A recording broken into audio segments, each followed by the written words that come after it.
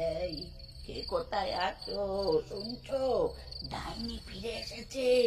ডাইনি, ডাইনি। বুড়ির কথায় আঁতকে উঠল লাবণ্য। ডাইনি মানে? কে ডাইনি? প্রশ্নের উত্তর পাবার আর অবকাশ রইল না লাবণ্যর। কিংকর্তব্য বিমূঢ় হয়ে লাবণ্য দেখলো গ্রামের কিছু ছেলে ছোকরা লাঠি নিয়ে তাড়া করে ধেয়ে আসছে ওর দিকে। তাদের মধ্যে কেউ কেউ বলছে, গায়ের পুরোহিত মশাই ঠিকই বলেছিলেন, ডাইনি বলেই সম্ভব হয়েছে। ওই দেখো, গালের পোড়া দাগ অদৃশ্য হয়ে গেছে। ও ডাইনি ছাড়া আর কেউ নয়। তাড়াও একে গ্রাম থেকে, দরকার হলে মেরে ভেদো প্রাণী। কিছু গল্প শুধু গল্প নয়, সেগুলো আমাদের সমাজের আয়না, যেখানে মানুষের অজ্ঞানতা, কুসংস্কার আর ভয়ের অন্ধকারে একজন মানুষকে খুব সহজেই বানিয়ে দেওয়া যায় ডাইনি। হ্যাঁ, কিন্তু সত্যি কি ডাইনি বলে কিছু আছে, নাকি আমাদের ভেতরে নিষ্ঠুরতায় জন্ম দেয় এইসব গল্পের? আমাদের আজকের গল্পটি এমনই এক গ্রামের, যেখানে গুজব, ভয় আর মানুষের নিষ্ঠুর বিচার একটি জীবনের ভাগ্য বদলে দেয় চিরতরে। একটি মেয়ের গল্প, যাকে মানুষ বলেছিল ডাইনি, কিন্তু সত্যিটা কি ছিল অন্য কিছু। চলুন শুনে নেওয়া যাক সুচিস্মিতা গোস্বামীর লেখা হৃদয়স্পর্শী সামাজিক গল্প ডাইনি। আপনারা শুনছেন গল্পঘর স্টুডিও। যদি গল্প ভালো লাগে তাহলে অবশ্যই চ্যানেলটি সাবস্ক্রাইব করুন। আর হ্যাঁ, আমাদের গল্পটিতে হাইপ বাটনটি প্রেস করে আমাদের গল্প অন্যান্য মানুষের কাছে পৌঁছে দিন। চলুন শুরু করা যাক আজকের গল্প। শুরু হচ্ছে আজকের গল্প, সুচিস্মিতা গোস্বামীর লেখা গল্প ডাইনি। ভয়ে ভয়ে খুকি বলল, তারপরে কি হলো জেঠু? তারপর তারপর আমরা সবাই মিলে খুঁজে বের করলাম সেই ডাইনিটাকে। গ্রামের মধ্যেই ডাইনিটা ঘাপটি মেরে লুকিয়েছিল একটা জায়গায়। কেউ বুঝতে পারেনি যে লুকিয়ে লুকিয়ে সে এত বড় সর্বনাশ করছে গ্রামের। তারপর তারপর সেদিন যখন সকলে জানতে পারল, সবাই মিলে ঠিক করলো এই ডাইনিকে গ্রাম ছাড়া করবে। ভাগ্যিস ভাগ্যিস সেদিন পাশের গাঁয়ের পুরোহিত মশাই দেবদূত হয়ে এসেছিলেন, না হলে যে গাঁয়ের বাচ্চাগুলো কি হতো, মড়ক লেগে সবাই বোধহয় শেষ হয়ে যেত একে একে। কেমন দেখতে ছিল ডাইনিটাকে? খুব ভয়ঙ্কর, কথাকার চেহারা, বড় বড় দাঁত, দেখলেই দেখলেই গা শিউরে উঠবে। তারপরে কি হলো ডাইনিটার? অনেক কষ্টে মন্ত্রতন্ত্র পড়ে শেষ অবধি সেই ডাইনিকে গ্রাম ছাড়া করা হলো। হাসি ফুটলো গ্রামের সবার মুখে। আর তারপর গ্রামের কেউ মারা যায়নি? না গো খুকি, তারপরেও মারা গিয়েছিল অনেকে। ডাইনির জাদু টোনার প্রকোপ কি অত সহজে পিছু ছাড়বে? খুকি আর তার বোন হাঁ করে ধীরেন জেঠুর গল্প শুনছিল। হঠাৎ খুকির মা বাড়ির ভেতর থেকে কড়া গলায় হাত দিয়ে ডাকলো তাদেরকে। খুকি আর তার বোন দ্রুত পায়ে সেদিকে এগিয়ে চলল। যেতে যেতে খুকির বোন খুকিকে প্রশ্ন করলো, হ্যাঁ রে দিদি, হিরণ কাকুজি ডাইনি গল্প বললো, সে কি সত্যি সত্যি আছে? আমার তো মনে হয় আছে। সব গ্রামেই এরকম একটা করে ডাইনি থাকে, আমি শুনেছি। দিদিমা আগে বলতো, ঠাম্মাও বলেছে কয়েকবার। খুব ভয়ঙ্কর দেখতে হয় ওদের, সাংঘাতিক বিপজ্জনক হয় এইসব ডাইনিরা। সাধারণ মানুষের মতো লুকিয়ে থাকে এরা। ডাইনির গল্প শুনে খুকির বোন ভয়ে একবার ঢোক গিলল, আর তার সারা শরীর দিয়ে এক অজানা আতঙ্কের কম্পন বয়ে গেল। এসি গাড়ি থেকে নেমে সূর্যের প্রখর তাপের নিচে পড়তেই যেন ছ্যাঁকা খেলো লাবণ্য। বড্ড বিরক্ত লাগছে ওর। এই তিতিক্ষে গরমের মধ্যে কেউ মিটিং ডাকে? গাড়ির জানলার কাঁচ দিয়ে লাবণ্য দেখলো সৈকত ওর দিকে তাকিয়ে মিটিমিটি করে হাসছে। ওর চোখে সানগ্লাস, তাই মনের ভাবটা ঠিক পড়তে পারল না লাবণ্য। তবে মনে মনে বেশ বিরক্ত হলো সৈকতের উপর। গলায় কপট রাগ দেখিয়ে বলল, বসে বসে দাঁত না কেলিয়ে জলের বোতলটা দাও। এত রাগ কেন বেগম সাহেবা? আমি কি কোনো অপরাধ করে ফেলেছি? আর একটা জলের বোতল কেন? আমি চাইলে আপনাকে একটা সোনার গোলাপও উপহার দিতে পারি। এই ফালতু বকবক করো না তো। অপরাধ তুমি করনি ঠিকই, কিন্তু ধ্যাতলামি করেছো। হ্যাঁ, তোমার ঢিলেমের জন্যই এতটা দেরি হয়ে গেল। কতবার করে বললাম তাড়াতাড়ি চলো, সেই গড়িমিশি করতে করতে বেলা 11:30 বাজিয়ে দিলে। এরপর সেক্রেটারি ম্যাডাম মানে আমাদের ম্যাডাম অপরাজিতা সেনকে দেরি হওয়ার জন্য কৈফিয়ত দিতে দিতে আরো 1 ঘন্টা লেগে যাবে আমার। আরে তা নয় দেব একটু কৈফিয়ত, বিপ্লবী হবে আর একটু ঝুঁকি পোহাতে হবে না? তবে তোমাদের ওই ম্যাডাম অপরাজিতা কিন্তু বেশ মজাদার। মুখে অনেক বড় বড় ভাষণ দেন ঠিকই, কিন্তু মনে আছে তো সেবার মিছিলে বেরিয়ে রোদে গরম লেগে কিরকম নাকের জলে চোখের জলে অবস্থা হয়েছিল মহিলার? এই তুমি থামো তো, যত সব আজে বাজে কথা। তবুও তো ভদ্র মহিলা একটা চেষ্টা করছেন নাকি? হ্যাঁ, উনি তো চেষ্টা করেছেন বটে, আর একা তো আর করছেন না চেষ্টা, তোমাদের সবাইকে নিয়ে করছেন। কিন্তু কি জানো তো, সমস্যা একটাই, তোমাদের সব চেষ্টা ওই ম্যাগাজিন থেকে শুরু করে মিটিং আর মিছিল পর্যন্তই সীমাবদ্ধ। কাজের কাজ কিচ্ছু হয় না। এর বাইরে আর কিছু নেই, তাই না? তা আর কি কি করতে বলছো তুমি আমাদের? সেসব পরে বলবো ম্যাডাম, এখন আপনি যান। দেরি হলে পরে আবার আমাকেই তো কথা শুনতে হবে, তাই না? মিটিং এর হলে পৌঁছে লাবণ্য দেখলো এখনো কিছুই শুরু হয়নি বিশেষভাবে। হঠাৎ করে মিটিং ডাকায় অনেকেরই আসতে দেরি হয়েছে। এসি ঘরে একটু পেছনের দিকের একটা চেয়ারে এসে বসলো লাবণ্য। সত্যি বলতে কি, মিসেস অপরাজিতা সেনের ক্রিয়াকলাপ লাবণ্যর খুব একটা পছন্দ নয়। মহিলাদের নিয়ে সমিতিটা করা হয়েছিল একটা মহৎ উদ্দেশ্যে। অসহায় অবলা মেয়েদের পাশে দাঁড়ানোই ছিল সমিতির মূল লক্ষ্য। তবে সে লক্ষ্য থেকে যেন ক্রমেই সরে যাচ্ছে ওরা। সমিতিতে কিছুদিন ছাড়া ছাড়াই মিটিং হয়, তারপর নারীবাদী বক্তৃতা, নাচ গান এইসব দিয়ে শেষ হয় মিটিং। এইসবের সাথে আরো যেটা থাকে সেটা হলো গসিপ। আশেপাশের মহিলাদের দিকে একবার তাকিয়ে দেখলো লাবণ্য। উপস্থিত বেশিরভাগ মহিলাই অভিজাত পরিবারের আদুরে গৃহবধূ, নয়তোবা ছোটখাটো কোনো কাজের সাথে যুক্ত। তারা প্রায় সবাই মূলত সময় কাটানোর জন্যই সমিতিতে যোগ দিয়েছেন। আজকের মিটিংটা হচ্ছে নারী দিবসের অনুষ্ঠানে মূলত কি কি করবে তাই নিয়ে। তাছাড়া সেদিন ওদের ম্যাগাজিনের যে সংখ্যাটা বেরোবে তাতে বিশেষ কিছু লেখা দেওয়া হবে, সেই ব্যাপারেও আজকে আলোচনা হবে। অপরাজিতা সেনকে লাবণ্য সহ অনেকে অনেকবার বলেছিল কথাটা, প্রস্তাব দিয়েছিল যাতে মেয়েদের লেখাপড়ার জন্য, সামাজিক উন্নতির জন্য কিছু করা হয়। সেই জন্য ফান্ড জোগাড় করার কথাও বলা হয়েছিল। ভদ্রমহিলা কোনো মতেই রাজি হননি, উল্টে দোহাই দিয়েছিলেন সমিতির আকার আয়তন নাকি এখন বড়ই ছোট। এসব সমাজ সেবামূলক কাজ করতে গেলে যে পরিমাণ মূলধনের প্রয়োজন তা জোগাড় করা এখন কোনোভাবেই সম্ভব হবে না সমিতির পক্ষে। অতএব যেমন চলছে তেমনি চলুক। অবশেষে ভদ্রমহিলা এসে উপস্থিত হলেন প্রায় 8 ঘন্টা পরে। মনে মনে বিদ্রুপের হাসি হাসলো লাবণ্য। সবাইকে তাড়াহুড়ো করে আসতে বলে নিজেই সব থেকে দেরি করে এসেছেন মহিলা।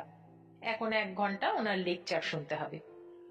অন্যমনস্ক ভাবে দূরে দেওয়ালে ঝুলতে থাকা একটি আদিবাসী মহিলার ছবি দেখছিল লাবণ্য। হঠাৎ পাশ থেকে একটা অল্প বয়সী মেয়ের গলা শুনে ঘুরে তাকালো লাবণ্য। ম্যাডাম, আপনি সমিতির সাথে কতদিন ধরে যুক্ত? আমি সমিতির সাথে রয়েছি প্রায় 2 বছর হয়ে গেল। তুমি কি নতুন? হ্যাঁ ম্যাডাম, আমি নতুন। আমি এখন ইউনিভার্সিটিতে পড়ি, উইমেন স্টাডিজ নিয়ে। মেঘনা আন্টি আমায় নিয়ে এসেছেন জোর করে। আপনাদের পত্রিকায় নাকি প্রত্যেক মাসেই বিভিন্ন আর্টিকেল লেখার জন্য রাইটারের প্রয়োজন হয়। আমি ফেমিনিজম নিয়ে অনেক কিছু লেখালেখি করি বিভিন্ন জায়গায়, তাই আন্টি আমাকে জোর করে নিয়ে এলেন। বাহ, তা তোমার নাম কি? আমার নাম টিয়া, টিয়া সরকার। টিয়ার নামটা কানে আসতেই নিজের ছোট বোনটার কথা মনে পড়ে গেল লাবণ্যের। টিয়ার কথা মনে পড়লেই আগে লাবণ্যর মনটা খুশিতে ভরে উঠত, এখনো ওঠে। তবে তার পর মুহূর্তেই ওর ভেতর থেকে বেরিয়ে আসে একটা হতাশার দীর্ঘশ্বাস। মেয়েটার ভাগ্যটা সত্যিই খারাপ। লাবণ্য টিয়ার থেকে মাত্র 7 মাসের বড়। ক্লাস 5 অব্দি ওরা দুজনে একসাথে এক স্কুলে পড়াশোনা করেছে। তারপর অবশ্য কাকু কাকিমা টিয়াকে নিয়ে গ্রামের বাড়িতে চলে যায়। কলকাতায় কাকুর ব্যবসাপাতি ভালো চলছিল না, তাই গ্রামের বিশাল জমি বাড়ি এসব দেখাশোনার জন্যই ফিরে গিয়েছিল কাকু। খুড়তুতো বোন হলেও টিয়া আর লাবণ্যর চেহারার দারুণ মিল। অচেনা লোকজন কিংবা নতুন বন্ধু বান্ধব হলে প্রায়ই চিনতে ভুল করত। অথচ ক্লাস 5-এর পর থেকে লাবণ্য আর টিয়ার জীবন যেন দুটো সম্পূর্ণ আলাদা খাতে বয়ে চলেছে। লাবণ্য বড় হয়েছে কলকাতার চাকচিক্যপূর্ণ শহুরে ব্যস্ততার মধ্যে, আর টিয়া বেড়ে উঠেছে সবুজ নিস্তব্ধতায় ঘেরা এক প্রত্যন্ত গ্রামে। কলেজে পড়ার সময় অবশ্য একবার কলকাতায় এসেছিল টিয়া, ওই 4 বছরের জন্য। লাবণ্যর ইচ্ছে ছিল একটা ভালো ছেলে দেখে টিয়ার বিয়েও কলকাতাতেই করাবে। সৈকতের সাথে ওর সম্পর্কটা সেই স্কুল থেকে, তাই টিয়াকেও এখানে সেটেল করতে পারলে দু বোনে দিব্যি একসঙ্গে কাছাকাছি থাকা হতো। কলেজে পড়ার সময় কথাটা একদিন পেরেছিল টিয়ার সামনে। ঠোঁট উল্টে সে বলেছিল, বারে, বয়ফ্রেন্ড কি তোর শুধু একারই প্রিয়? আর আমার অর্ণব বুঝি ফেল না? অর্ণব? অর্ণবটা আবার কে? আছে আছে, তুই এবারে একবার পুজোয় গ্রামে চল, তোর সাথে আলাপ করিয়ে দেব। তবে হ্যাঁ, এই কথাটা কিন্তু সিক্রেট। যতদিন না অর্ণব জব পাচ্ছে, ভুল করেও কিন্তু কাউকে কিছু বলবি না। তার মানে অর্ণবকে বিয়ে করে ওই ওই প্রত্যন্ত গ্রামে জীবন কাটাবি? সব সময় গ্রামে থাকবো কে বলল? অর্ণব একটা ভালো চাকরি পেয়ে গেলেই ওর সাথে চলে যাব। তারপর দুজনে মিলে গুছিয়ে প্রেম করব। আর গ্রামের কথা বলছিস, সেই গ্রামে তো আমি নিজেই ছোট থেকে বড় হয়েছি। জানি গ্রামের পরিবেশও এখন খুব সেকেলে, তবুও ওই জায়গাটা আমার ভীষণ প্রিয় জানিস। আর তাছাড়া অর্ণব যেখানে থাকে সেই জায়গাটা আমার এমনিই স্বর্গ মনে হয়। ক্লাস 11-এ পড়ার সময় থেকে একেবারে হাত পা ভেঙে অর্ণবের প্রেমে পড়েছিল টিয়া। উচ্চ মাধ্যমিকের পর টিয়া পড়াশোনা করেছিল জীববিজ্ঞান নিয়ে। পশু পাখি, গাছগাছরা, পোকামাকড়ের ব্যাপারে ওর বরাবরের একটা আলাদা আগ্রহ। দুর্ধর্ষ রেজাল্ট করেছিল কলেজে। তবে প্রেম রোগে টিয়া এতটাই কাতর ছিল যে অর্ণব চাকরি পাওয়া মাত্রই তাড়াহুড়ো করে বিয়ে করে নিল ওকে। মাস্টার্সটাও কমপ্লিট করলো না ঠিকভাবে। সংসার করার ভূত চাপলো মাথায়। তবে সেই সংসার এখনো গুছিয়ে করা হয়নি ওর। অর্ণবের বদলি হয়ে গেছে দার্জিলিং এর কাছাকাছি একটা জায়গায়। এখনো ঠিকভাবে কোয়ার্টার পায়নি সেখানে। কথাটা মনে পড়তেই মনটা খারাপ হয়ে গেল লাবণ্যর। তারপর যা ঘটনা ঘটলো মেয়েটার সাথে, আর কি কখনো মনের আনন্দে গুছিয়ে সংসার করতে পারবে মেয়েটা? যে ট্রমার মধ্যে দিয়ে যাচ্ছে ও, তা থেকে কি আদৌ বেরোতে পারবে? লাবণ্যর মনে পড়ে যাচ্ছিল টিয়ার বিয়ের বছরের পুজোর কথা। লাল পেড়ে সাদা শাড়িতে কি সুন্দর যে লাগছিল ওকে। দশমীর দিন বাড়ি থেকে বেশ খানিকটা দূরে জঙ্গলের একটু কাছে দাঁড়িয়ে ওর একটার পর একটা ছবি তুলছিল অর্ণব। হঠাৎ কি মনে হতে অর্ণব বলেছিল, জঙ্গলের একটু ভেতরের দিকটায় চল না, দারুণ ভিউ আসবে। পাতার ফাঁক দিয়ে মুখের উপর আলো পড়বে, ঠিক ওই মোমেন্টে ছবিটা তুলবো। তারপর ওটা বাঁধিয়ে রাখবো আমার বেডরুমে। কাছে তো থাকিস না, ছবিটা দেখেই তোকে মনে পড়বে সকাল সন্ধে। টিয়া তখন ভয়ার্ত গলায় বলেছিল, না না, জঙ্গলের মধ্যে একদম যাবে না। শুনুনি ওখানে ডাইনি থাকে? টিয়ার কথা শুনে হো হো করে হেসে উঠেছিল লাবণ্য। সত্যি রে টিয়া, তোর ছেলে মানুষই আর গেল না। জঙ্গলের ভেতরে নাকি ডাইনি থাকে, ওই জন্যই বলেছিলাম ওই অজপাড়া গায়ে গ্রাম থেকে বেরো এবার। সেই এখানেই রয়ে গেলি প্রেমিকের টানে। প্রেমিক তো চাকরি পেয়ে ডানা মেরে ফুরুত করে উড়ে গেল, আর তুই এখানে পড়ে থেকে থেকে কেবল ওই ডাইনি পেতনি এই সবই করে যাচ্ছিস। এই অর্ণব শোন, একে যত তাড়াতাড়ি পারো এখান থেকে বের করো। দিন দিন যেন কেমন সেকেলের একটা কুসংস্কার আচ্ছন্ন হয়ে যাচ্ছে। শোন দিদি, এটা কোনো মজার জিনিস নয়। আমি যা বলছি ঠিক বলছি। জঙ্গলের মধ্যে ডাইনি থাকে। গ্রাম ছাড়া করলেও গ্রামের উপর থেকেও নজর ওঠেনি। জানিস, সেখানে একবার একটা ছোট্ট বাচ্চা মেয়ে খেলতে এসে হারিয়ে গিয়েছিল। তারপর থেকে ওকে আর খুঁজে পাওয়া যায়নি। ডাইনিটাই নিয়ে গিয়েছিল ওকে। টিয়ার সহজ সরল ছেলে মানুষই সেই কথাগুলো মনে পড়তে নিজের মনেই হেসে উঠল লাবণ্য। এরকম সাদা মাটা একটা মেয়ের সাথে কেন যে এমনটা হলো? কে যে ওকে বলেছিল অপটু হাতে একসাথে 10 জনের রান্না করে কেরামতি দেখাতে? সেই দিনটার কথা ভাবলে এখনো গায়ে কাঁটা দিয়ে ওঠে লাবণ্যর। কত বড় কড়াই থেকে গরম ঝোল পড়ে গিয়ে যেরকম দুর্ঘটনাটা ঘটেছিল সেদিন, তারপরেও যে টিয়াকে প্রাণে বাঁচাতে পেরেছে সেটাই সৌভাগ্য। তবে টিয়ার ওই প্রতিমার মতো সুন্দর মুখটা বড্ড কুৎসিত হয়ে গেছে এখন। গালের কাছ থেকে গলা পর্যন্ত চামড়া পুড়ে গিয়ে বীভৎস অবস্থা হয়েছিল। এখন অনেকটা স্বাভাবিক হয়েছে বটে, তবে নিজের চেহারার এই আমূল পরিবর্তন কিছুতেই সহজে মেনে নিতে পারেনি টিয়া। মেন্টাল ট্রমার মধ্যে চলে গিয়েছে ও। কাকু কাকিমা যে কেন এই মুহূর্তে টিয়াকে ওর শাশুড়ির কাছে একা ছেড়ে বাইরে গেল কে জানে। মেয়েটার মানসিক অবস্থাও এখন ভালো নয়, কারোর সাথে ঠিকভাবে কথা বলে না। অর্ণবকে অনেকবার বুঝিয়েছে উন্নত অস্ত্রোপচারের মাধ্যমে সব ঠিক করে দেওয়া সম্ভব, কিন্তু কোনোভাবেই যেন মেন্টাল ট্রমা থেকে বেরোতে পারছে না টিয়া। অর্ণব চেষ্টা করেছে যত দ্রুত সম্ভব কোয়ার্টার পেয়ে টিয়াকে নিজের কাছে নিয়ে চলে যাবে, তবুও টিয়ার কাছে ভীষণ কাছের কারোর থাকাটা এখন ভীষণ দরকার। যদিও আন্টি টিয়াকে ভীষণই ভালোবাসেন, কিন্তু টিয়ার ওই অবস্থা হওয়ার পর আঙ্কেলের অর্থাৎ অর্ণবের বাবার রিয়াকশনটাও তো কিছুতেই ভুলতে পারছে না লাবণ্য। টিয়ার অবস্থা দেখে ওনার এই বিকৃত মুখভঙ্গিমা মনে পড়লেই লাবণ্যর মনে হচ্ছে টিয়া আদৌ ভালো আছে তো ওখানে। মিটিং শুরু হয়ে গেছে। মিসেস অপরাজিতা সেন নিজের মতো লেকচার দিয়ে যাচ্ছিলেন। হঠাৎ লাবণ্য দেখলো ওর ফোনটা ভাইব্রেট করছে। টিয়া ফোন করছে। এই সময় টিয়ার সাথে সব থেকে বেশি কথা বলতে ইচ্ছে করছে লাবণ্যর, কিন্তু ভদ্রমহিলা লেকচার দেওয়াকালীন ফোন রিসিভ করলে 1000টা কথা শোনাবেন।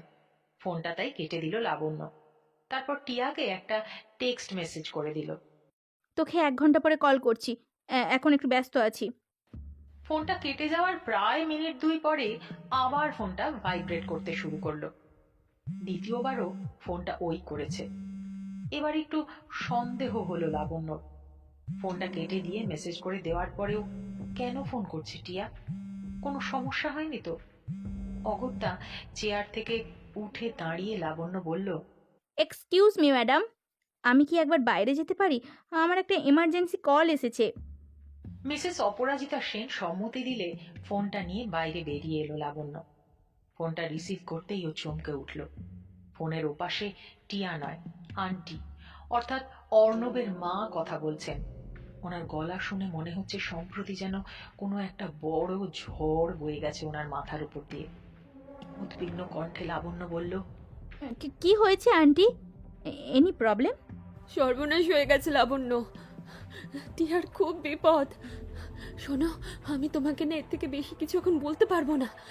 তুমি তুমি যত তাড়াতাড়ি সম্ভব এসো পুলিশ নিয়ে, আর আর বাবুকেও যত দ্রুত পারো খবর দাও। কিন্তু কি হয়েছে সেটা তো আমাকে আগে বলুন। বললাম তো, আমি এর থেকে বেশি কিছু এখন বলতে পারবো না তোমাকে। অনেক কষ্টে তোমাকে ফোন করার একটা সুযোগ পেয়েছি। যত তাড়াতাড়ি পারো তোমরা এসো। দেরি করো না, দেরি করো না, সর্বনাশ হয়ে যাবে তাহলে, দেরি করো না।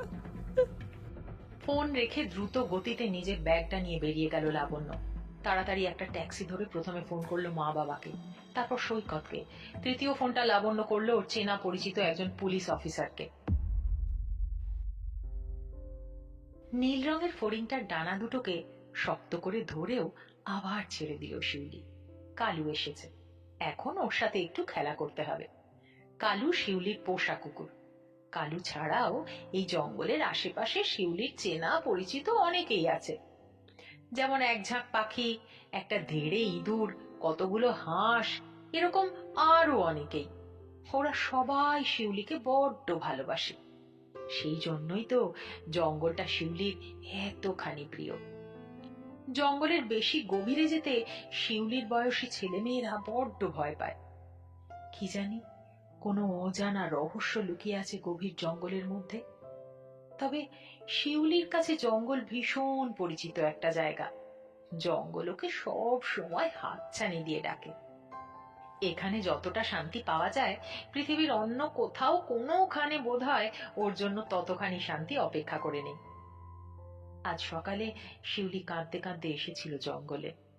বড় বাড়ির গিন্নিকে সকালবেলা বাসি নোংরা কাপড়ে ছুঁড়ে দেওয়ায় ওকে চুলের মুঠি ধরে এক চড় মেরেছিলেন উনি। সঙ্গে শুনিয়েছিলেন হাজারটা ছোট বড় কথা। তীরের ফলার মতো কথাগুলো বিঁধেছিল শিউলির মনে। শিউলি বুঝতে পারে ওর বেঁটে কদাকার চেহারার জন্য ওকে সবাই ঘৃণা করে। মানুষের ঘেন্না সহ্য করা অবশ্য ওর রক্তেই আছে। ছোট জাতের মানুষদের তো আর কেউ কখনো মাথায় তুলে পুজো করে না। তবু যদি শিউলি ছায়া কিংবা তুষির মতো দেখতে একটু সুন্দর হতো, তাহলেও হয়তো এই দুনিয়ায় ওকে দাম দিত কেউ কেউ। বাবা অবশ্য বেঁচে থাকলে খুব ভালোবাসতেন শিউলিকে। শিউলির বাবাকে দেখতে ছিল বড্ড খারাপ। তবে উনি কাজের মানুষ ছিলেন, তাই হয়তো সবাই ওনাকে পছন্দ করতেন। এমনিতেও শিউলি জানে পুরুষ মানুষের সৌন্দর্য লাগে না, জগতের কাছে এমনিতেই তারা ভীষণ দরকারি। এমনিতেও সে দেখতে হয়েছে ওর বাবার চেয়েও খারাপ। এবছরই 15 পা দিয়েছে শিউলি। শিউলিকে ওর আশেপাশের লোকেরা দেখেও দেখে না, শুনেও শোনে না। শিউলির মাঝে মাঝে মনে হয়, আচ্ছা ও তো মানুষ, কিন্তু কালো কিংবা ওই সবুজ রঙের পাখিটার সাথে ওর কোনো তফাৎ আছে কি? ওদের মতো ছন্ন ছাড়া শিউলির জীবন। কত সময় জঙ্গলে একা একা ঘুরে বেড়ায় শিউলি, তা নিয়ে কারুর কোনো ভ্রুক্ষেপ নেই। শিউলির মাও উদয়াস্ত পরিশ্রম করে কোনো মতে টিকে থাকার আর প্রতিনিয়ত সন্তানদের টিকিয়ে রাখার। শিউলির খোঁজ খবর নেওয়ার সময় তারও নেই। মাঝে মাঝে এই বাঁধন ছাড়া জীবনটাকে বেশ উপভোগ করে শিউলি। একটা অশ্বত্থ গাছের নিচে মনমরা হয়ে ঝিমিয়ে বসেছিল শিউলি। ফাল্গুন মাস। ওর মতো সদ্য যৌবনা একাকী তরুণীর এমন অকারণে মন খারাপ তো লাগতেই পারে। হঠাৎ পেছন থেকে কাঁধের উপর একটা শক্ত হাতের ছোঁয়া পেয়ে চমকে তাকালো শিউলি। রমেন এসেছে। কালু কিংবা সবুজ টিয়া পাখির মতো আরো একজন এই দুনিয়ায় আছে যে শিউলিকে ঘৃণা করে না, অবজ্ঞা করে না। শিউলি তার জীবনের অনেকটা জায়গা জুড়ে আছে। সেই 3 বছর বয়স থেকে একসাথে খেলাধুলে করে বড় হয়েছে দুজনে। রমেন জঙ্গলে রোজ গরু চড়াতে আসে, কাঠ কুড়োতেও আসে।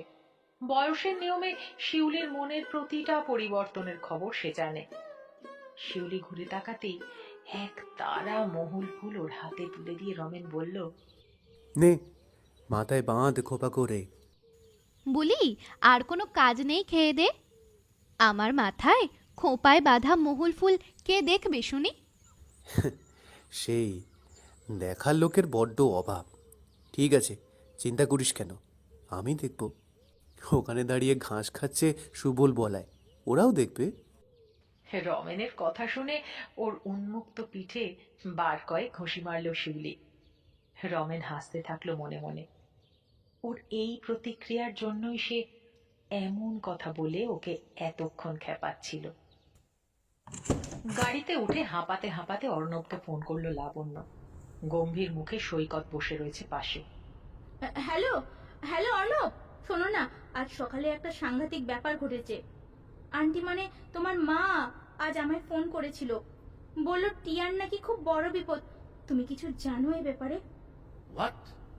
টিয়ার বিপদ মানে? আজ সকালেই তোমার সাথে আমার ফোনে কথা হলো, বাবার সাথেও কথা হলো। ওরা তো একদম স্বাভাবিকভাবেই আমার সাথে কথা বললো, কেউ তো কোনো কথা বললো না। আই ডোন্ট নো অর্ণব, আমি তোমাকে অনেকবার বলেছিলাম টিয়াকে ওভাবে ওখানে ফেলে রেখে যেও না। তোমাদের গ্রামের মানুষের মেন্টালিটি আমার একদম ঠিকঠাক লাগে না। কাকু কাকিমা এখন ওখানে নেই, আন্টি টিয়ার খুবই যত্ন করে মানছি, তবু তোমাদের নতুন বিয়ে হয়েছে, তার উপর টিয়ার সাথে এরকম একটা ঘটনা ঘটেছে। এই সময় তোমার ওর পাশে থাকাটা সবচেয়ে বেশি দরকার ছিল। তুমি আমার কোনো কথায় গুরুত্ব দাওনি। আর শোনো, টিয়ার বিপদ হয়েছে, আন্টি নিজে ফোন করে আমায় বলেছেন। আন্টি এও বলেছেন যে ব্যাপারটা কনফিডেন্সিয়াল। উনি সবার সামনে খুলে কিছু বলতে পারবেন না আমাকে। আমার তো মনে হয় কোনো একটা বড় রকমের গন্ডগোল হয়েছে ওখানে। তোমার যদি আসতে হয় আসো, না হলে আমি আর সৈকত এক্ষুনি যাচ্ছি। কি বলছো তুমি লাবণ্য? ঠিক আছে ঠিক আছে, আমি এক্ষুনি আসছি। কিন্তু লাবণ্য, আমরা পৌঁছানোর আগে টিয়ার বড় কোনো ক্ষতি হয়ে যাবে না তো? তা আমার জানা নেই, তবে একটা কথা শোনো, তুমি কিন্তু এখন আন্টিকে ফোন করে কিছু জিজ্ঞাসা করো না। আমার মনে হয় কোনো একটা বিষয়ে আন্টি আমাদের কিছু একটা খুলে বলতে পারছে না। উনি লুকিয়ে আমাকে ফোন করেছিলেন, মনে থাকবে তো কথাটা? যা হওয়ার ওখানে গিয়েই হবে। আচ্ছা, রাইট, তোমরা চলো, আমি আসছি। হাতে এক গুচ্ছ মহুল ফুল নিয়ে মনের আনন্দে হেঁটে হেঁটে যাচ্ছিল শিউলি। ওর জীবনের সবটুকু জুড়ে আছে এই রহস্য ঘন জঙ্গল আর রমেন। জঙ্গলের একটু ভেতরের দিকে কাঠকুড়োতে যেতে হলো শিউলিকে। কাঠের সঙ্গে সঙ্গে পারলে কিছু বনের ফুলও জোগাড় করে নিতে হবে। তারপর কাল দিদিকে দিয়ে মেলায় বিক্রি করাতে হবে ওগুলো, কিছু রোজগার হবে তাহলে। কাঠের বোঝাটা কাঁধে নিয়ে চলে যেতে যাবে, হঠাৎ শিউলির কানে এলো পাতার খসখস শব্দ। চমকে উঠল শিউলি। জঙ্গলের এত ভেতরের দিকে কেউ আসে বলে তো জানা ছিল না ওর। পা টিপে টিপে কিছু দূরে এগোলো শিউলি। তারপর গাছের আড়াল থেকে দাঁড়িয়ে দেখতে লাগলো ব্যাপারটা। গাছের আড়ালে দাঁড়িয়ে শিউলি যা দেখলো তাতে ওর সারা গা শিরশির করে উঠল। শিউলি দেখতে পেল জঙ্গলের আর একটু গভীরে হাতে একটা স্বর্ণ মূর্তি নিয়ে দাঁড়িয়ে আছে গ্রামের মোড়লের ছেলে আর তার এক বন্ধু। মূর্তিটাকে শিউলি খুব ভালোভাবেই চেনে। এটা জমিদার বাড়ির গৃহলক্ষ্মীর মূর্তি। প্রতি পূর্ণিমায় পুজো হয় এই মূর্তির। পুজোর পর কখনো কখনো প্রসাদ বিতরণ করা হয় জমিদার বাড়ি থেকে। শিউলি দেখলো গ্রামের মোড়লের ছেলে আর তার বন্ধু মাটি খুঁড়ে গর্ত করছে। মূর্তিটাকে আপাতত সেখানে লুকিয়ে রাখার ফন্দি আঁটছে ওরা। বনে জঙ্গলে ঘুরে বেড়ালেও শিউলির মাথাটা ছেলেবেলা থেকে খুব পরিষ্কার। পুরো বিষয়ের আগাগোড়া বুঝতে ওর বিশেষ সময় লাগলো না। তাড়াতাড়ি মাথায় একটা ফন্দি এঁটে নিল শিউলি। এখনই বাড়িতে গিয়ে মাকে আর দিদিকে জানাতে হবে পুরো বিষয়টা। তারপর ওর মাথায় আঁটা ফন্দিটার কথাও জানাতে হবে। পা টিপে টিপে এগোচ্ছিল শিউলি, তবে শেষ রক্ষা হলো না। একটা পাথরের গায়ে হোঁচট খেয়ে মুখ থুবড়ে পড়ল শিউলি। তাতে শব্দ হলো। মোড়লের ছেলে আর তার বন্ধু ফিরে তাকালো সেই দিকে। শিউলি যত দ্রুত সম্ভব ছুটে চলে গেল সেখান থেকে। তবে ও লক্ষ্য করলো না অসাবধানে ওর গলা থেকে খুলে পড়েছে তামার হারটা, যে হাড়ের উপর খোদাই করা আছে পদ্ম ফুলের ছবি। লাবণ্য যখন গ্রামে এসে পৌঁছলো তখন বিকেল গড়িয়ে সন্ধে নেমে এসেছে। সৈকতকে গাড়িতে বসতে বলে লাবণ্য বলল, শোনো, তুমি একটু অপেক্ষা করো, আমি একবার বাড়ির দিকে যাই, গিয়ে দেখিয়ে আসি ঘটনাটা কি ঘটেছে। তুমি ততক্ষণ ম্যাডামের সাথে যোগাযোগ করার একটু চেষ্টা করো। ওনারা কত দূরে পৌঁছালেন? গাড়ি থেকে নেমে লাবণ্য হাঁটা দিল ওর দেশের বাড়ির উদ্দেশ্যে। সেখানে গেলেই সম্ভবত সে জানতে পারবে কি ঘটেছে বিষয়টা। লাবণ্যকে এই গ্রামে খুব অল্প মানুষই চেনে। পুজোর সময় বছরে একবার আসে লাবণ্য, তাও প্রত্যেক বছর নয়। গ্রামে এলে প্রায় বেশিরভাগ মানুষই তাকে টিয়া ভেবে ভুল করে। আধো অন্ধকারে বাড়ির পথে হেঁটে চলল লাবণ্য। হাঁটতে হাঁটতে যখন ও প্রায় বাজারের কাছে এসে পৌঁছেছে তখনই একজন বয়স্ক ভদ্র মহিলার সঙ্গে ধাক্কা লাগলো ওর। ভদ্রমহিলা ওর দিকে তাকিয়ে আছেন দেখে লাবণ্য বলল, সরি, অন্ধকারে একদম দেখতে পাইনি। বাজারের কাছের সেই জায়গাটায় অন্ধকার খুব একটা ছিল না যদিও। লাবণ্য চলে যেতে যাচ্ছিল, হঠাৎ সে দেখলো বুড়ি বড় বড় চোখ করে তাকিয়ে আছে লাবণ্যর দিকে। অবাক হয়ে এবং খানিকটা বিরক্ত হয়ে লাবণ্য জিজ্ঞেস করলো, কি হয়েছে, এভাবে তাকিয়ে আছেন কেন? এই, কে কোথায় আছো শুনছো? ডাইনি ফিরে এসেছে, ডাইনি, ডাইনি। বুড়ির কথায় আঁতকে উঠল লাবণ্য। ডাইনি মানে? কে ডাইনি? প্রশ্নের উত্তর পাবার আর অবকাশ রইল না লাবণ্যর। কিংকর্তব্য বিমূঢ় হয়ে লাবণ্য দেখলো গ্রামের কিছু ছেলে ছোকরা লাঠি নিয়ে তাড়া করে ধেয়ে আসছে ওর দিকে। তাদের মধ্যে কেউ কেউ বলছে, গায়ের পুরোহিত মশাই ঠিকই বলেছিলেন, ডাইনি বলেই সম্ভব হয়েছে। ওই দেখো, গালের পোড়া দাগ অদৃশ্য হয়ে গেছে। ও ডাইনি ছাড়া আর কেউ নয়। তাড়াও একে গ্রাম থেকে, দরকার হলে মেরে ভেদো প্রাণী। লাবণ্যর বুঝতে দেরি হলো না অবস্থা ভালো নয়। টিয়াকে তার মানে এরা ডাইনি সন্দেহে গ্রাম থেকে তাড়িয়েছে। কিন্তু কেন? কি দোষ করেছিল টিয়ার মতো একটা সহজ সরল মেয়ে? এত কিছু ভাবার আর সময় নেই লাবণ্যর হাতে। দ্রুত পায়ে জঙ্গলের দিকে ছুটতে লাগলো সে। ছুটতে ছুটতে লাবণ্য শুনতে পেল অর্ণবের মায়ের গলা। তিনি চিৎকার করে বলছেন, থামো থামো তোমরা, আরে আরে ওর টিয়া নয়, ও খুকি, ও আমাদের খুকি, ও আমাদের খুকি, ওর নাম লাবণ্য, ও টিয়া দিদি। তোমরা কি করছোটা কি ওর সঙ্গে? ছুটতে ছুটতে জঙ্গলের একেবারে মাঝখানে এসে দাঁড়িয়ে কাঁদতে লাগলো শিউলি। কি করে কোথা থেকে যে কি হয়ে গেল সেটাও তখন বুঝতে না পারলেও এখন দিব্যি বুঝতে পারছে। গ্রামের মোড়লের ছেলে আর তার বন্ধু কোনোভাবে বুঝে গিয়েছিল যে শিউলি তাদেরকে দেখেছে। খুব দ্রুত ফোন দিয়ে এঁটেছিল তারা। শিউলিকে যেমন করেই হোক হয় মেরে ফেলতে হবে, না হলে তাড়িয়ে দিতে হবে গ্রাম থেকে। নিজের ছেঁড়া বিছানায় নিশ্চিন্তে ঘুমোচ্ছিল শিউলি। ভোরের আলো চোখের উপর এসে পড়েছে সদ্য। এই সময়ের ঘুমটা বড্ড আদুরে, অনেকটা রমেনের মতো। আধো ঘুমে রমেনের কথা মনে পড়তেই শিউলির ঠোঁটের কোণে একটা হাসি খেলে গেল। তবে সেই হাসি বেশিক্ষণ স্থায়ী হলো না। কয়েক মুহূর্ত পরেই খুব জোরে দরজায় ধাক্কার শব্দ হলে চমকে উঠে বসলো শিউলি সহ বাড়ির প্রত্যেকে। বাইরে থেকে শোনা গেল চিৎকার, ওই শিউলি নামে ডাইনিটাকে নিয়ে আয় বাইরে, ঘাড় ধরে বার করো গ্রাম থেকে, বার করো। ডাইনিটা জন্মানোর সময় বোঝা উচিত ছিল আমাদের। চেহারা দেখলেই মনে হয় ওটা ডাইনি ছাড়া কিছু নয়। আজ তবে ডাইনি বিদেয় হবেই। পরপর 4টে বাচ্চা মারা গেছে গ্রামে, আর নয় সারাদিন জঙ্গলে জঙ্গলে ঘুরে বেরিয়ে কি করে এবার বোঝা যাচ্ছে। আজ ওকে আমাদের হাত থেকে কেউ বাঁচাতে পারবে না। শিউলির কোঁকড়ানো লম্বা চুলের মুঠি ধরে টানতে টানতে ওকে বের করে আনা হয়েছিল ঘর থেকে। পেছন ফিরে সেগুলো দেখেছিল আর ওর অসহায় মায়ের বুক ফাটা কান্না দেখেছিল।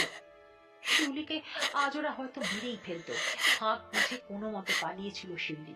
ছুটতে ছুটতে ও দেখেছিল কতগুলো লোক হাতে আগুন ধরানো কাঠ নিয়ে ওর পেছনে ছুটতে ছুটতে আসছে। আর তার একটু পেছনে উদ্ভ্রান্তের মতো আসছে শিউলির মা, চিৎকার করে বলছে, থামো, তোমরা থামো, ও ডাইনি নয়, ও আমার শিউলি। ওর মন শিউলির মতো সাদা। তোমরা কেউ কেন শুনছো না আমার কথা? মেরো না, মেরো না ওকে। শিউলিকে ওরা মারতে পারেনি।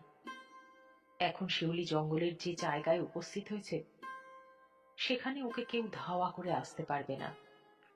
সারা পৃথিবীতে মানুষের উপর মানুষের যেমন অধিকার বোধ জন্মায়, জঙ্গলের উপর শিউলির তেমনই একটা অধিকার বোধ জন্মে গেছে। তবুও বড্ড ভয় করতে লাগলো শিউলির। এক অনিশ্চিত ভবিষ্যতের কথা চিন্তা করে ভয়ে কাঁটা হয়ে উঠল ওর মন। টিয়ার যখন জ্ঞান ফিরল তখন সন্ধে নেমে এসেছে। খাটের উপর উঠে বসলো টিয়া। মাথাটা যন্ত্রণায় ছিঁড়ে যাচ্ছে ওর। জঙ্গলের মধ্যে ছুটতে ছুটতে কি করে যে মাথা ঘুরে পড়ে গিয়েছিল। অনেক কষ্টে চোখ দুটোকে কোনো মতে খুলে চারদিকে একবার তাকিয়ে দেখলো টিয়া। একটা ছোট্ট ঘরের মধ্যে রয়েছে ও। ভারী পরিপাটি পরিষ্কার পরিচ্ছন্ন করে সাজানো ঘরটা। সারা ঘরে প্রতিটা জিনিসপত্রের উপর মেয়েলি হাতের ছোঁয়া আর যত্ন লেগে আছে। জঙ্গলের কথা মনে পড়তেই জঙ্গলে থাকা ডাইনির গুজবের কথা মনে পড়ল টিয়ার। না, ডাইনি ওকে ধরেনি। ডাইনির কথা মাথায় আসলে অন্য সময় হলে গা ছমছম করত টিয়ার। তবে এখন ওর হাসি পেল। ডাইনির থেকে এক চুলো কম ভয়ঙ্কর নয় ওর আশেপাশের মানুষগুলো। আর তাছাড়া ওই মানুষরূপী রাক্ষসগুলোর কাছে এখন তো ও নিজেই একজন ডাইনি। দুর্ঘটনাটা ঘটার পর থেকেই মানসিকভাবে একেবারে ভেঙে পড়েছিল টিয়া। গত এক সপ্তাহ বাড়ি থেকে বেরোনো, এমনকি কারো সাথে কথা বলাও প্রায় বন্ধ করে ফেলেছিল। অর্ণবকে রোজ 3 থেকে 4 বার দিনে ফোন করত। তবে গত 2-3 দিন অর্ণবের সাথে কথা বলতেও আর ইচ্ছে করছিল না টিয়ার। ওর মনে হচ্ছিল সর্বক্ষণ চারপাশের মানুষেরা কেমন যেন বাঁকা নজরে দেখছে ওর বিকৃত চেহারাটাকে, যেন মানুষ নয়, অন্য কোনো গ্রহের অন্য কোনো প্রাণী। ঘটনাটা ঘটেছিল গতকাল সকালে। অর্ণবের মায়ের অনুরোধে একবার মন্দিরের দিকে গিয়েছিল টিয়া, আলু থালু বেশে। একে তো এরকম একটা মেন্টাল ট্রমা, তার উপর অর্ণবের থেকে আর নিজের সবচেয়ে কাছের মানুষগুলোর থেকে দূরে থাকার একটা গোপন যন্ত্রণা। যদিও সেটা কাউকে বুঝতে দেয়নি টিয়া। মা বাবা ফোন করলে হাসি মুখে বলেছিল সে ভালো আছে, তারা যেন নিশ্চিন্তে থাকে কলকাতায়। কারোর কাঁধের বোঝা হতে ওর ইচ্ছে করেনি।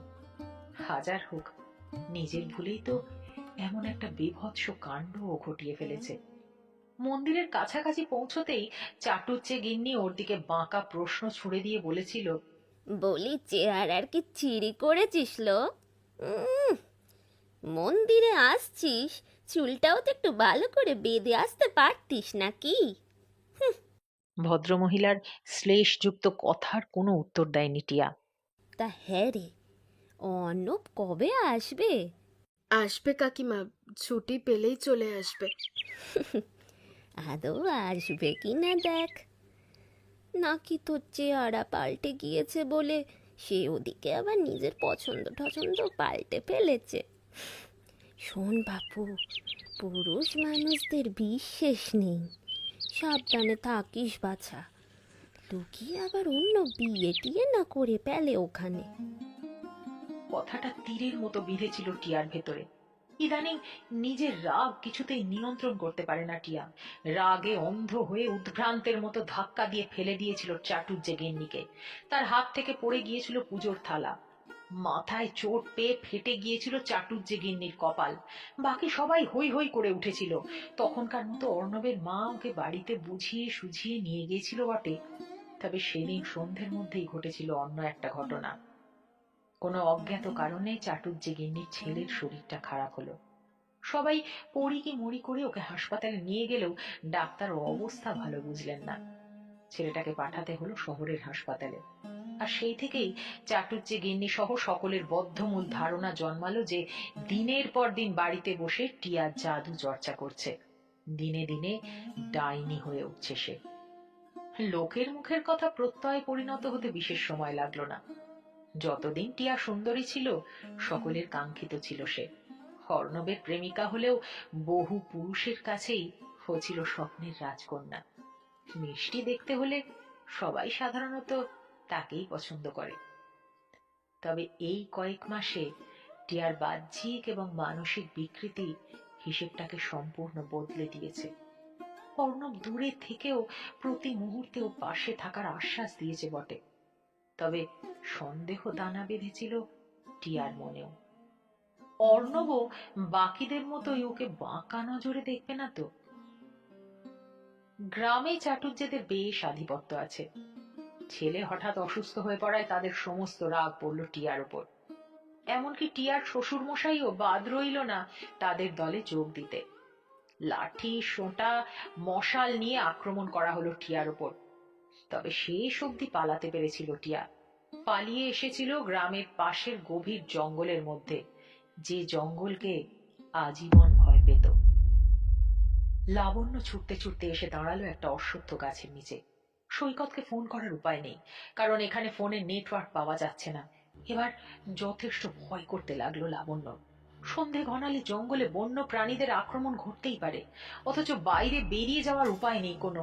কে জানে আবার যদি তারা আক্রমণ করে ওকে। লাবণ্যর ইচ্ছে করছিল তখনই পুরো গ্রামটায় আগুন জ্বালিয়ে দিতে। রাগে সর্বাঙ্গ জ্বালা করছিল ওর। কিন্তু না, এখনো প্রধান কাজ টিয়াকে খুঁজে বের করা। টিয়া কি আদৌ সুস্থ আছে, ভালো আছে? হঠাৎ পেছন থেকে একটা হিসহিসে কণ্ঠস্বর ভেসে এলো। লাজবন্তীকে খুঁজছো? পিছন ফিরে চমকে তাকালো লাবণ্য। তারপরের মুহূর্তে সে আঁতকে উঠল। লাঠি হাতে দাঁড়িয়ে আছে একটা শীর্ণ কায়া মূর্তি, তার দুটো চোখ কোটরগ্রস্ত। ছোটবেলায় শোনা ডাইনির কথা মনে পড়ল লাবণ্য। সত্যিই কি তবে এই জঙ্গলে ডাইনি আছে? আর সেই ডাইনি কি এসে দাঁড়িয়েছে ওর সামনে? এই বৃদ্ধা মহিলা কিভাবে জানলো যে টিয়া ওরফে লাজবন্তীকে খুঁজতে এসেছে ও? ভয়ার্ত গলায় প্রশ্ন করলো লাবণ্য। কে আপনি? আমি কে তা পরে জেনেও আগে চলো, তোমার সেই ছোট্ট বোন টিয়া মানে লাজবন্তি, ওর সঙ্গে দেখা করো আগে। বড্ড ভয় পেয়ে আছে মেয়েটা, দেখলাম জ্ঞান ফিরেছে, আমাকেও বড্ড ভয় পায়, তাই সামনে যাইনি। তুমি একবার চলো দেখি। অবাক দৃষ্টিতে মহিলাটির দিকে চেয়ে থাকতে থাকতে এগিয়ে চলল লাবণ্য। কিছু দূর হাঁটতেই ওর চোখে পড়লো একটা বড় গাছের সঙ্গে লাগোয়া ছোট্ট একটা গুহার মতো জায়গা থেকে প্রদীপের আলো দেখা যাচ্ছে। ওটা গুহা নয়, ঘর। গাছের গুড়ি কেটে বানানো হয়েছে। দূর থেকে দেখলে লোকে বুঝতে পারবে না যে ওখানে একটা ঘর বানিয়ে দিব্যি একটা মানুষ বেঁচে পড়তে আছে। চলো, ওখানেই রয়েছে তোমার বোন। গুহার মতো ঘরটার কাছাকাছি এগোতে লাবণ্য দেখতে পেল টিয়াকে। একটা ছোট জানলার মতো ফোকর দিয়ে দেখা যাচ্ছে টিয়ার মুখটা। লাবণ্য এবার জিজ্ঞেস করলো, আপনি কে? আপনার নামটা তো বললেন না। হ্যাঁ, আমার আবার নাম? আমার আসল নাম জেনে আর কি করবে? ছোটবেলায় তোমরা ডাইনির গল্প শোনোনি? কেমন করে তোমাদের গ্রামের বীর পুরুষেরা ডাইনিকে গ্রাম ছাড়া করেছিল? আমি হলাম সেই ডাইনি। তুমি সেই ডাইনি? তার মানে সত্যি আজ থেকে প্রায় 30 বছর আগে ওরা একজনকে ডাইনি সন্দেহে গ্রাম ছাড়া করেছিল। আমি তো ভাবতাম এটা শুধু একটা ছেলে ভোলানোর গল্প। গল্পের ডাইনির সাথে আমার মিল খুঁজে পাচ্ছ তাহলে? আজ ওরা তোমার বোনকেও আমার মতোই বানিয়ে ফেলেছে। লাবণ্য দ্রুত ছুটে গেল টিয়ার কাছে, জড়িয়ে ধরে কাঁদতে শুরু করলো ওকে। প্রায় মিনিট 15 পর নিজেদের মধ্যে কথোপকথন সেরে ওরা বেরিয়ে এলো বাইরে। দরজার কাছে এসে লাবণ্য আর লাজবন্তী অর্থাৎ খুকু আর টিয়া দেখলো মলিন কাপড়ে, মুখে এক অনাবিল হাসি নিয়ে দাঁড়িয়ে রয়েছে ওদের ছেলেবেলার খুব পরিচিত ডাইনি। কি টিয়া, ছোটবেলায় খেলতে খেলতে তো খুব বলতে ডাইনি খুব খারাপ, আমার ভীষণ ভয় করে ডাইনিকে। আজ ভয় করছে না বুঝি? ডাইনি আবার ডাইনিকে ভয় করে নাকি? আমার একটা প্রশ্ন আছে, আপনি এরকম গভীর জঙ্গলের মধ্যে একা একা বেঁচে আছেন কি করে এতদিন? এই যে আপনি একটা ছোট ঘর বানিয়ে আছেন, সেখানকার এত জিনিসপত্র, খাবার দাবার এইসব কে সাপ্লাই দেয় আপনাকে? আছে একজন, দাঁড়াও ডাকছি। রমেন, একবার এদিকে শুনে যা। কয়েক সেকেন্ড পরে সেখানে এসে হাজির হলো এক প্রৌঢ়। তার গালে কাঁচা পাকা দাড়ি, মুখের উপরে থাকা ক্লান্ত দুটো চোখে শতাব্দী প্রাচীন এক বোবা রহস্য। লাবণ্য এই মানুষটাকে চেনে। গ্রামের এক প্রান্তে একটা ছোট্ট কুটিরে একাই থাকেন এই নির্বিবাদী মানুষটা, গরু চড়ান জঙ্গলের আশেপাশে। ছেলেবেলায় জঙ্গলের কাছাকাছি চলে এসেছে ভেবে যখন ছুটতে চলে যেত খুকু আর টিয়া, তখন ওরা দেখতো এই মানুষটা দিব্যি নিশ্চিন্ত মনে গরু চড়িয়ে বেড়াচ্ছে জঙ্গলের আশেপাশে। আচ্ছা, তুমি আমাদের নাম জানলে কি করে? ছেলেবেলায় যখন তোরা জঙ্গলের একটু কাছাকাছি এসে দুজনে খেলতিস, তখন আড়াল থেকে লুকিয়ে আমি তোদেরকে দেখতাম। বড় ইচ্ছে করতো তোদের সাথে খেলতে। রমেন ছাড়া আর কারো সাথে তো কখনো খেলিনি জীবনে, তাই তোদের নারী নক্ষত্র সব জানি আমি। অর্ণব বড় ভালো ছেলে, একটু আগেই অন্ধকারে ঝোপঝাড় ভেঙে জঙ্গলে ঢুকে খুঁজতে এসেছিল টিয়াকে। সারা শব্দ না পেয়ে বেচারা কাঁদতে কাঁদতে ফিরে গেছে। আমি সব দেখেছি আড়াল থেকে। একটু পরেই শহর থেকেও পুলিশ আসবে। এখানকার পুলিশের তো টাকা দিয়ে মাথা কেনা আছে। ঠিক সময় হলে রমেন তোদের কাছের মানুষদের কাছে তোদেরকে পৌঁছে দিয়ে আসবে। তোমাদেরও আর এখানে পড়ে থাকতে হবে না, ফিরে চলো গ্রামে। রমেন কাকার সাথে থাকবে একসাথে। না, তার হয় না। আমার জঙ্গলে লুকানো সংসার লুকোনোই থাক। জঙ্গল আমার নিজের, আর রমেনও আমার নিজের। এর বাইরে আমার নিজের আর কখনোই কিছু ছিল না, আর আজও নতুন করে কিছু হবেও না। তোরা ফিরে যা, আমরা দিব্যি আছি এখানে। তুমি ভয় পেও না, তুমি একবার চলোই না, তারপরে দেখো আমি কি কি করতে পারি।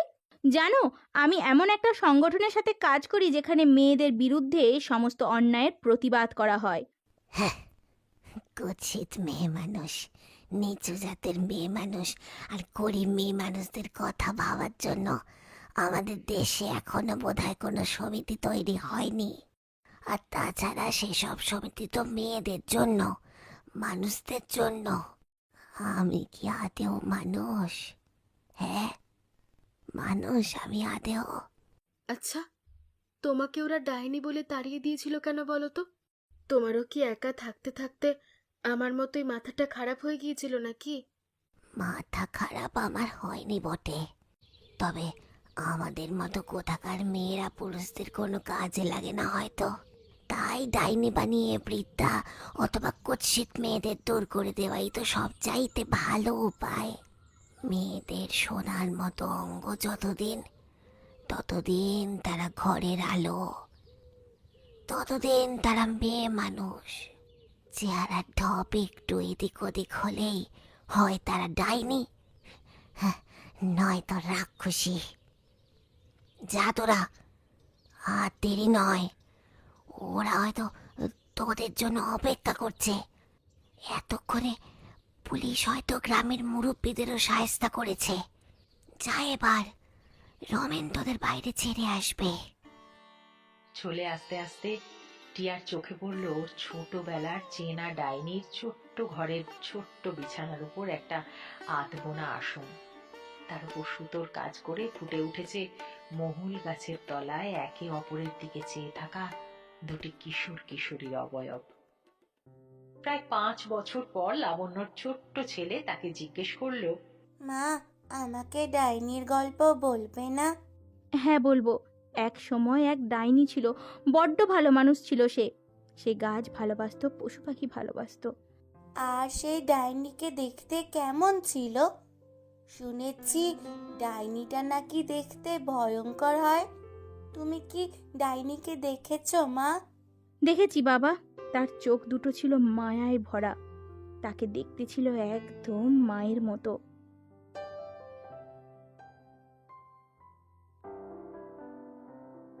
এই ছিল আমাদের আজকের গল্প ডাইনি। জানেন তো, কখনো কখনো সমাজের ভয়, কুসংস্কার আর অজ্ঞতায় একজন নিরীহ মানুষকে ডাইনি বানিয়ে দেয়। মনে রাখবেন, কোনো মানুষ জন্মগতভাবে ডাইনিই নয়, কিন্তু আমাদের নিষ্ঠুরতা কাউকে সেই নাম দিয়ে চিরদিনের জন্য একা করে দিতে পারে। গল্পটি যদি আপনাদের ভালো লেগে থাকে তাহলে অবশ্যই গল্পবার স্টুডিও চ্যানেলটি সাবস্ক্রাইব করবেন আর শেয়ার করবেন, যাতে এই ধরনের গল্পের সামাজিক বার্তা আরও মানুষের কাছে পৌঁছাতে পারে। আবার খুব শীঘ্রই ফিরে আসব নতুন একটি গল্প নিয়ে। ততক্ষণ পর্যন্ত ভালো থাকুন, সচেতন থাকুন। ধন্যবাদ।